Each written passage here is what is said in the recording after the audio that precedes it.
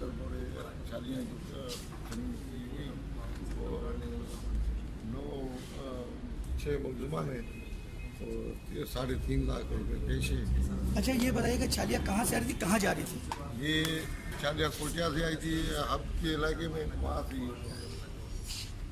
तो ये कितनी गाड़ियों में माल था सर आपके? ये 3 गाड़ियाँ जो कारें, उसमें मुल्जिमान कितने थे? 6 मुल्जिमान थे 3 गाड़ियों में।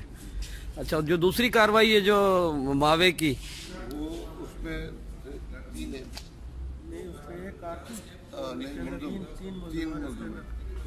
उसमें 3 मुल्जिमान हैं। 6 और 3 9 मुल्जिमान आपने गिरफ्तार किए हैं इस 2 दिनों में।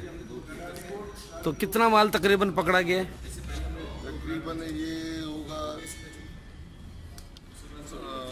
700-800 किलो के हिसाब से। अच्छा,